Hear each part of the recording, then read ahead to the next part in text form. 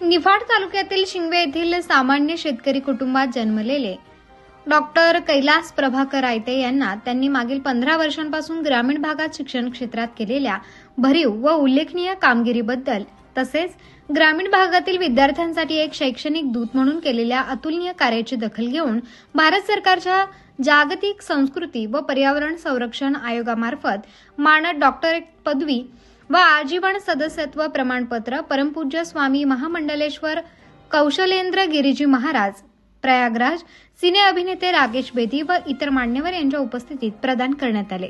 सदरचा सोहळा प्रधानमंत्री संग्रहालय न्यू दिल्ली येथे संपन्न झाला।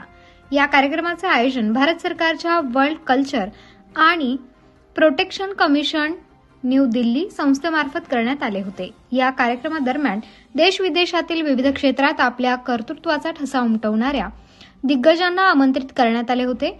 या सर्वांना मानद डॉक्टरेट या पदवीने सन्मानित करण्यात आले। संस्थेचे आजीवन सदस्यत्व प्रदान करण्यात आले। तसेच डॉक्टर कैलास प्रभाकर आयते हे संकल्प एज्युकेशन फाउंडेशन बारागाव पिंपरी या शैक्षणिक संस्थेचे संस्थापक अध्यक्ष असून यापूर्वीही त्यांना महाराष्ट्र उद्योगरत्न पुरस्कार व महाराष्ट्र प्रेरणा पुरस्काराने गौरवण्यात आलेले आहे।